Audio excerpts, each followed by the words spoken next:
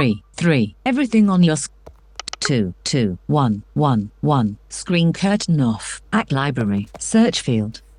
Stop recording button. Screen curtain off. Microphone on button. Stop recording. Screen curtain off. Everything on your screen, including everything on your screen recording heading. Everything on your screen. Screen recording. Selected. Photos. 026 button. Screen recording heading. Screen curtain on. Guys, why has this happened again? Seriously, I thought this bug was over, but since, literally, this is ridiculous. Anyway, hello everybody. Welcome to another video in Alpha's Tech World. Sorry about that glitch. My screen reader was being a bit thingy because voiceover. We all know the history of voiceover, I think. The history of the buggy screen reader, especially in iOS 18. iOS 17 it was even worse, because every time you were on a call and it was either someone ended the call, I think it was when someone ended the call or you ended the call, the voiceover speech stopped working and you have to restart it on your phone. But obviously if you were cited, then I don't think you would know about that. So I won't explain it in this video, because today's video is all about the new monarch Braille device. So I've been exploring a bit about the monarch. I've gathered as much information as I can to give you guys. Now, for you guys that don't know about a Braille device, it's essentially what blind people use instead of print. So we type in Braille using a 6-stop combinations. So essentially you have 3 buttons on the left hand side and the space bar, and then you've got 3 dots on the right hand side, a new line key. I'm talking about the Perkins at the moment. So the new line key is on the left hand side and the backspace key is on the right hand side. If you're now coming from a Perkins to a Mountbatten, this is where things are a bit confusing. So, like the Perkins, you've got 3 dots on the left and 3 dots on the right, or 3 buttons. And then you've got some other keys. The backspace and new line keys have been moved. Well, actually, a lot of stuff has been moved. So instead of so the backspace key is now on the left hand side. The new line key is to the left of the space bar, which is still in the middle. Above both the new line and space bar, you've got the command key. And then above the backspace key, you've got a tab key, so you can jump between words quickly. And then now we have an enter key, which replaces the new line key on the right hand side. You also have a back tab key, which moves back. And then in between all of that is a command key, which is right in the centre of the Braille device. It is a very heavy piece of duty. It's really heavy. Literally, if you put it in a bag, it's like twice as heavy. Literally, I'm not joking. I've tried to carry one of these before and it failed. So yeah, do not try and carry these. You probably need someone that knows a bit more about that. There is a handle, but I'm warning you, if you are carrying these between classes or between college things and university and stuff, that is not the best piece of kit. Now we move on to the new devices, the Braille notes. Not new, but essentially vintage at this point. So we have the Braille Note Touch layout. So the main Braille Note Touch is essentially the same as the Braille Note Apex, although running Android and everything. And also there are a few buttons that are missing. Let's go over the classic Braille Note, so the Braille Note Apex. So the Braille Note Apex has these keys. There is no command key. There is no new line key. There is no tab key, and there is no back tab key. I remember using the Braille Note Apex when one of my teachers were helping me use a Braille Note for the first time. And that was, I think, 2 years ago. But, because yes, we don't have it now, I don't think. It might still be in an office somewhere, but yeah, we definitely still somewhere have a Braille Note Apex. Oh no, we actually sold it to, I think it was Humanware. We gave it to Humanware. But anyway, Braille Note Apex layout is like this. You've got a refreshable Braille display at the bottom. I know. That is kind of confusing if you don't know what a refreshable Braille display is. And that is why after this quick demonstration of the keyboard layouts, I will be explaining all this terminology. So you've got a Braille display at the bottom, or near the bottom. Then you've got the same 3 dots left and right. But then the backspace key is next to the 3rd dot on the left again. And then you've got the enter key. Now this also functions as the new line key. I'll explain a bit more about that. And then you've got the space bar. And then underneath all that, you've got something called function keys.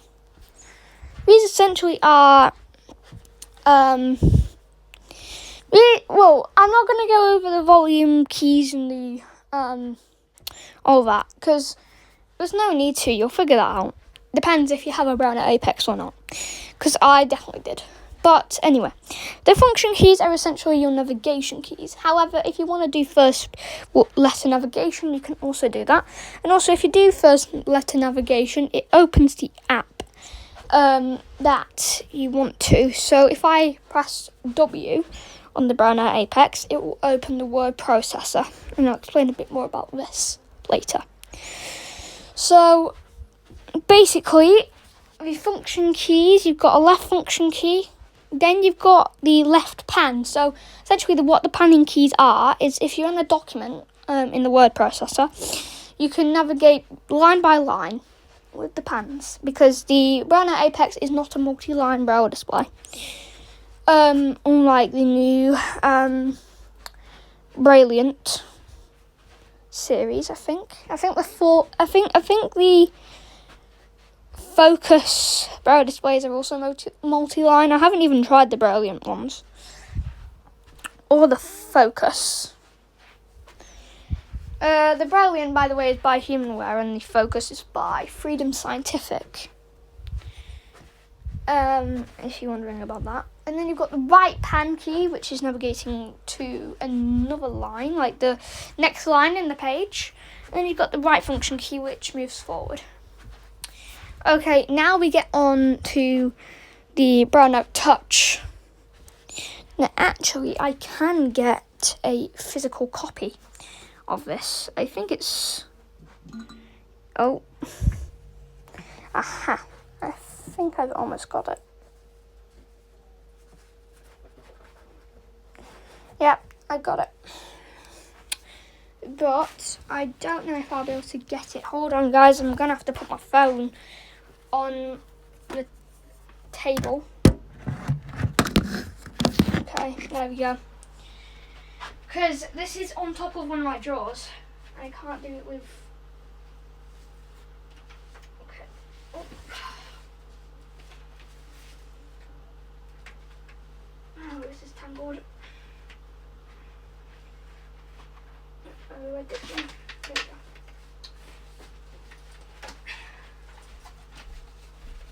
So this is a Braille Note Touch. Not the original Touch. I've told you about this device in the past. Last year when I got it. And it seems... Wait, is it still... Oh no, it isn't doing that. Film with the Braille display.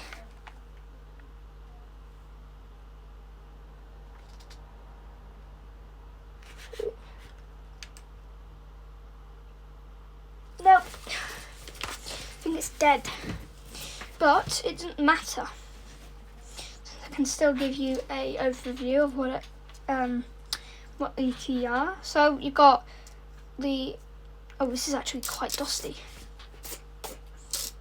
It's annoying that I don't still have the cloth for it, but it doesn't matter. So I've got 3 keys on the left, 3 keys on the right, backspace key, enter key, which is also rewind. Oh, I forgot to mention on the Braille Apex, there are also little buttons that navigate the Braille cursor in the document, or activate something. Actually, is it? Yeah, there is.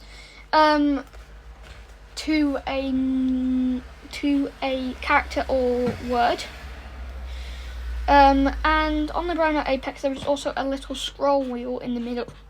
That is to navigate forward and back, and there is like a button in the scroll wheel to activate it.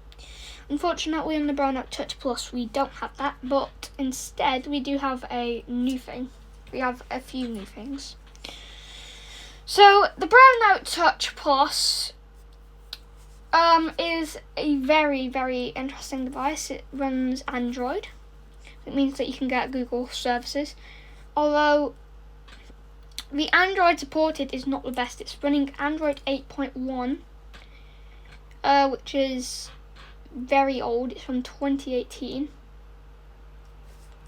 So if you're classifying this as a new piece of kit, it isn't. It's a very, very old piece of kit. It's actually, well, vintage piece of kit. It's from 2018, this. But I got mine last year, since they were still selling these. So this device here, obviously free. I've told you about the keys: backspace, enter key, space bar in the middle. Braille display, all because this is a 32 cell. You can get a smaller 18 cell. I think that's what it is, but I chose the 32 cell since it's easier to navigate. And then you've got all the little characters, cell buttons. And then you've got function keys, left function key, pan. But then here comes the Android part. You've got a triangle key, or button, depending. This acts as your back button, so this navigates back easily. Another command that you could do is space with E, but that really depends on what you want, because if you want to do what your Braille Apex does, space with E is a good option. But if you're the type of person that wants to get back quickly, like me, I usually press the back key, but sometimes I like to mix it up. And then you've got a circle key. If you're on iPhone, you'll probably recognise what this is. It's a home button. So this navigates to your main menu on the Braille Note. And then you've got a square. But you're wondering what that is for. That is for recent apps, or to toggle between different applications at once. And then you've got the right pan key and the right function key. And now we move on to the right hand side of the Braille Touch. You've got a action button. Now, so far this has not been implemented into anything else apart from the Easy Reader application where it plays. Wait a second, has it stopped? Okay, no, it hasn't started buzzing. Okay, and then we've got volume keys and power button on the left hand side, USB-C, blah blah blah. Okay, I'm going to put this away now since we've done with this.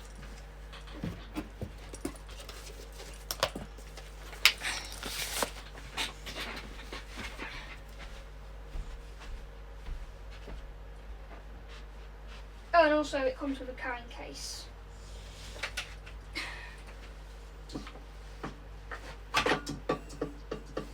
Oh.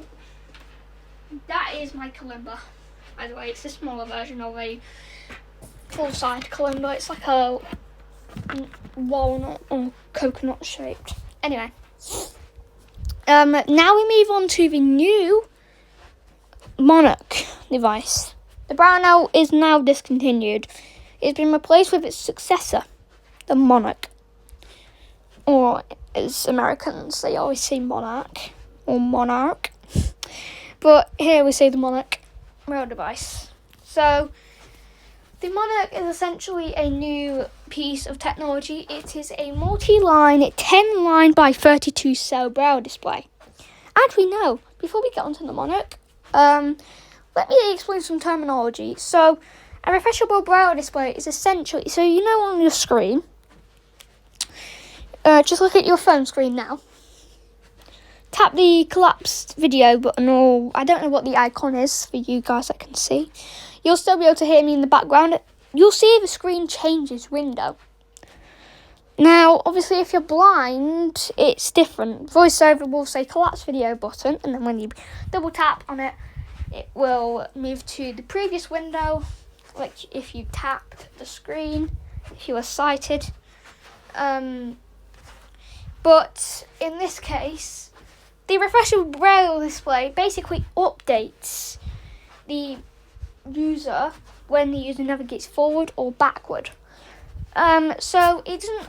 So you may be wondering, why does this happen? Like, why can't you just use the pan keys to navigate between buttons? When you press the function right key, moves to the next screen, and the left function key moves to the previous screen. That's because humanware and every single other Braille company thought of a new way. The right function key acts as moving forward to a new button, text field, whatever, and it updates the user with basically what you see on screen, but in Braille. Also on the Braille note, there is speech, text-to-speech. So that lets blind users also know what is on screen. On the Braille Note Touch Plus, it uses something called Braille Note Touch Acapella, which is based on the Acapella TTS voices made by the Acapella group in collaboration with Humanware. But yeah, and on the Braille Note Apex, we actually had Eloquence, which is a classic TTS synthesizer. Lots of people have made modifications for it for newer software. For example, NVDA. I have a lot of Eloquent synthesizers on my NVDA. Most of them are not compatible with my NVDA though. So if some people can make more variants, that will be amazing. And also, for some weird reason, the Neural Voices version 2 has a weird glitch. So apparently it thinks that my computer is 32-bit. Now, I think this is because it isn't running Windows 11, or because it needs updating. I have no clue, but I know that I am going to be updating to Windows 11 soon, since my computer is compatible. My computer is running a AMD Ryzen 5 5300U processor from 2019. 2.1 gigahertz, 8 gigs of RAM, AMD Radeon graphics card. It's alright, not the best, but I can survive. Still got over 4 gigs of storage. I can do lots of stuff on that. It's definitely better than my Mac, I can say that. Because my Mac, every time you put something on it, ding ding ding, your storage is full. So yeah, I'm excited to get the 2TB model of the MacBook Pro from 2023. I'm really excited. Actually, no, 1TB, not 2TB, 1TB.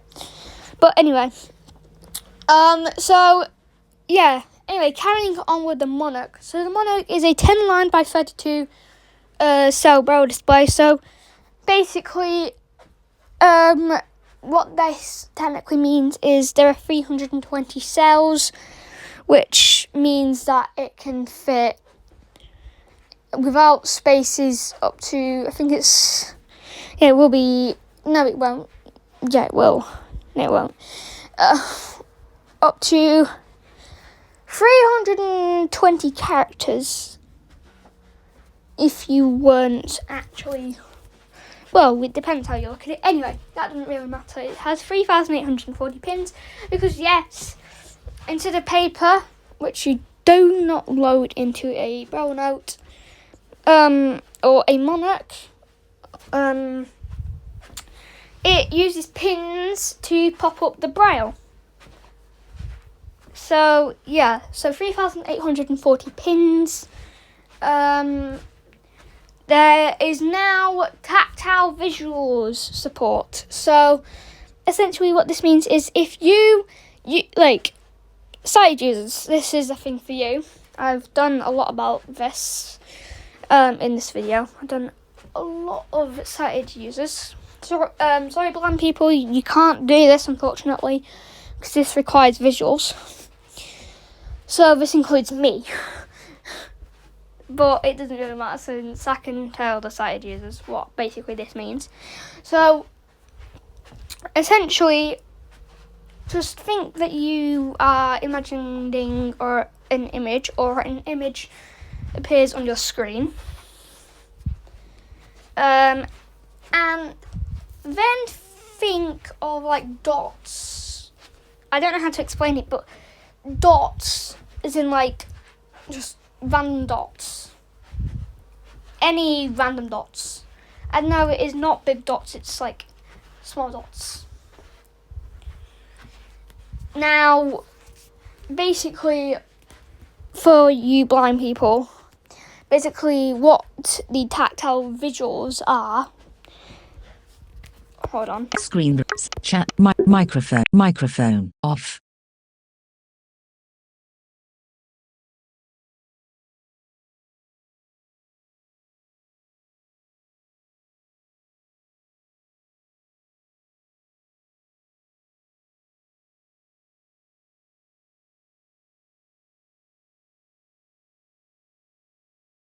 Microphone on. Sorry about that, guys.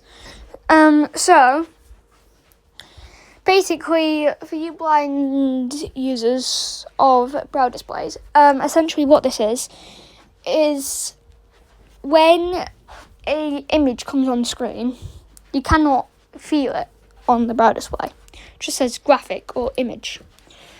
This has changed since Humanware partnered up with the American Printing House for the Blind. Now, I'm not saying that the American Printing House for the Blind is better than Humanware. They have their strengths and weaknesses, but I'm saying that it is a good collaboration. A few people have actually left Humanware to go to the American Printing House for the Blind, but including a person called Greg Stilson, who actually did some Braille Note Touch snapshots. There was only 10 Braille Note Touch snapshots, I think. There might have been more, I don't know, I forgot. But anyway, and then, yeah. So, basically, the tactile, so now basically we can feel images on the Braille display. Now, on a computer, you can zoom in and zoom out of images. We can do that.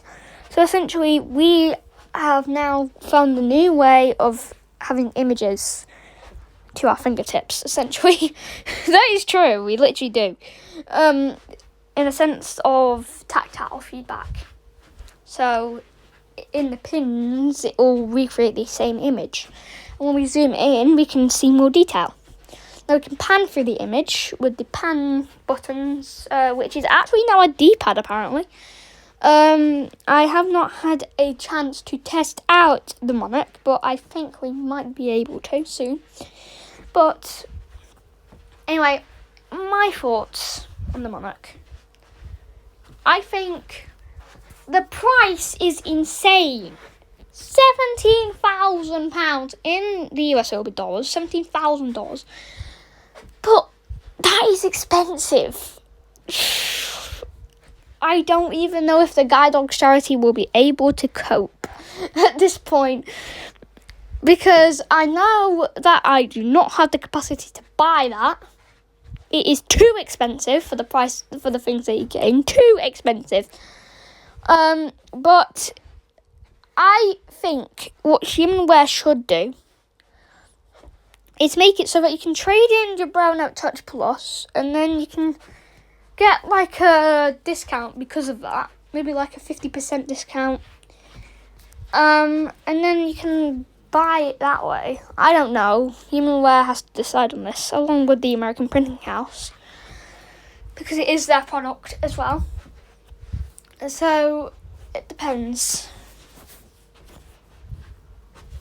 I just think, why can't they just make a trading process? I think they actually did this with the Brown at Apex, you know. I think they actually made the trading thing. So obviously it's brand new, it's everything. Like, you want the new device because it's got all Android support, it's got Google Play Store, it got really hyped. Now it's just gone downhill. Braille device still hasn't got an update after 3 years, which now seems to be permanent. I actually need to check if they actually did make an update. If not, then I am totally not happy with Humanware. They might as well just make a Monarch Mini, you know, like a mini version of it. 5-line, 532 cell, maybe not as much features, maybe scrap the chess feature, because yes, you can play chess on that. Just scrap the chess feature, maybe dial it down, maybe make it a bit smaller, make the processor a bit slower. I don't know. At least make it so that people can actually buy it, so that we can test it out. Because if Humanware can gladly send me a version of it, that would be amazing to test out for you guys. Because as blind people, we cannot, because phones do not have that technology that American Printing House and Humanware has implemented into the Monarch. We do not have that capability on phones yet. So sighted users, you're actually one step ahead of us here. But that doesn't mean that we cannot do anything. If Humanware can just gladly make a mini version of it, we'll be able to test it. You know, we'll be able to have the same experience, although just a bit limited. Anyway, that's my take on the Brown Monarch. Leave your thoughts down in the comments below. But yeah, Humanware, just make something a bit more cheaper. Even the Brown Note Touch Plus was expensive, though. It's almost the same price. Actually, it's Alexa, how much is the Apple Vision Pro? At all costs and similar. No, Alexa! Microphone.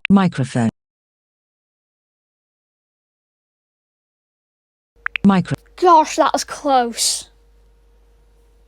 Alexa, how much does an Apple Vision Pro VR headset cost? The top result is Meta Quest 3S 128 What the? gigabytes No. dive into mixed reality headset Get A. No. It's £289, including VAT. Alexa, how much does the Apple Vision Pro cost? The top result is Meta Quest 3 plus 512 Oh gigabyte ultimate mixed reality experiences headset. It's £469. I never asked for that. including VAT. Alexa, how much does the Apple Vision Pro cost from Apple? According to an Alexa Answers contributor, the Vision Pro starts at $3,499. After adding storage and accessories such as straps, the whole package can cost as much as $4,500. Way cheaper than the Brown Note Touch Plus. Absolutely cheaper. I'm not saying that I'm a big fan of the Apple Vision Pro. It can be improved in many ways, because I have tried it before, and let's just say it's not the best experience. Especially for navigation. People who are blind have said, oh, it's great for navigation. It is not great for navigation. I hate when they do that, because it's marketing. It's literally marketing. And then people find out, and then it's just like, hate it when it's like that. It's the same with Alexa Plus. Literally, listen to this. It's still August. Amazon released it like to the US in March. Still no sign of it in the UK. Listen, Alexa, what is Alexa Plus? Hi, I am thrilled you asked. The new Me will be easier to talk with and will also be available on the Alexa app and on your browser. I'll be able to give you more thoughtful responses and help you get more stuff done. But for now, Alexa Plus is only available in the US in English. See? It will be expanded to additional countries and languages over time. This is so stupid. Literally, Meta's done the same thing. If you're asking Meta Glasses in the UK now, what is Live AI? Or enable Live AI. It'll say, Live AI is not available yet on your glasses. What is the point? You're literally making blind people suffer even more, Meta. Come on, tech companies. Literally, you've had your fun. Release it to us now. I'm sorry, but you're gonna have to. Stupid that you're keeping us waiting. It's like this is whole. It's like this is a lie. At this point. I mean, I posted this on AppleViz and they just said that it's marketing. I'm like, it can't be. Can't be marketing. Just Amazon's way of saying, oh, the US is way better than the UK because we don't have any proper tariffs. We only have a 10% tariff. Like, literally, what is the point? And it's all to do with, like, tech billionaires saying, oh, well, we want it first and the UK doesn't have any. Consumers want a better version of Alexa. Give it us. Which is more annoying than Siri, and that's saying something. Siri is very annoying, like, literally. If Siri was released in 2011 with proper AI, and Apple was the first one to introduce AI, Apple would be possibly even more expensive than Nvidia, which Nvidia is now officially the most expensive company in the world. Like, at 4.5 trillion, I think. That's like 1 trillion more than Apple, literally. Please, Amazon, give it us. Anyway, that's enough about me ranting. Put your thoughts about the Monarch down in the comments section below, and also make sure that you put your thoughts about Alexa Plus and Meta Live AI in the comments below. And can you also put your experiences as well if you do have a Monarch, Alexa Plus, or Meta Live AI. Thank you so much, guys. This is Alfie's Tech World. Might stop. Signing off.